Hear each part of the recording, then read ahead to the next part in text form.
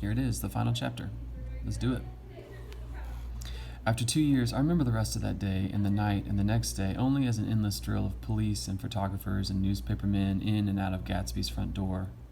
A rope stretched across the main gate, and a policeman by it kept out the curious, but little boys soon discovered that they could enter through my yard, and there were always a few of them clustered open-mouthed about the pool.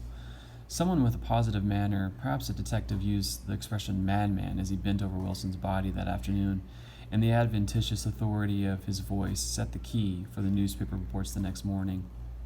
Most of those reports were a nightmare, grotesque, circumstantial, eager, and untrue. When Michaelis's testimony at the inquest brought to light Wilson's suspicions of his wife, I thought the whole tale would shortly be served up in racy pasquinade. But Catherine, who might have said anything, didn't say a word. She showed a surprising amount of character about it too, looked at the coroner with determined eyes under that corrected brow of hers, and swore that her sister had never seen Gatsby, that her sister was completely happy with her husband, that her sister had been into no mischief whatsoever.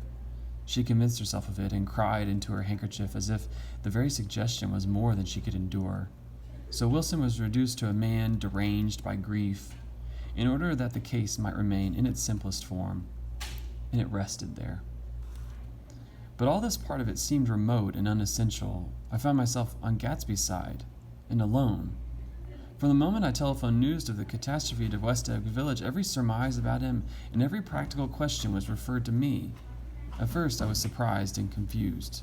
Then, as he lay in his house and didn't move or breathe or speak hour upon hour, it grew upon me that I was responsible because no one else was interested. Interested, I mean, with that intense personal interest to which everyone has some vague right at the end. I called up Daisy half an hour after we found him, called her instinctively and without hesitation, but she and Tom had gone away early that afternoon and taken baggage with them. Left no address? No. Say when they'd be back? No. Any idea where they are? How could I reach them? I don't know. We can't say. I wanted to get somebody for him. I wanted to go into the room where he lay and reassure him. I'll get somebody for you, Gatsby. Don't worry. Just trust me and I'll get somebody for you. Meyer Wolfsheim's name wasn't in the phone book. The butler gave me his office address on Broadway and I called information, but by the time I had the number, it was long after 5 and no one answered the phone. Will you ring again?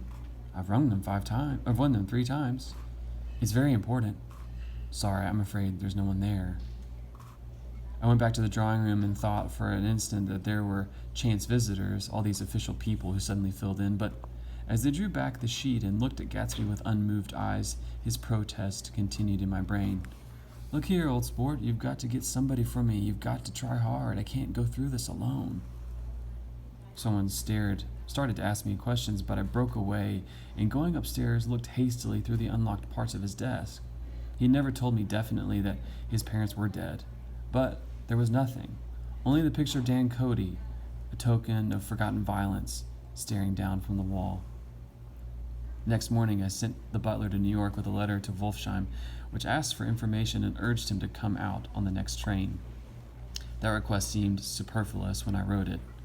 I was sure he'd start when he saw the newspapers, just as I was sure there'd be a wire from Daisy before noon, but neither a wire nor Mr. Wolfsheim arrived.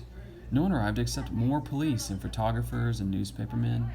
When the butler brought back Wolfsheim's answer, I began to have a feeling of defiance, of scornful solidarity between Gatsby and me against them all.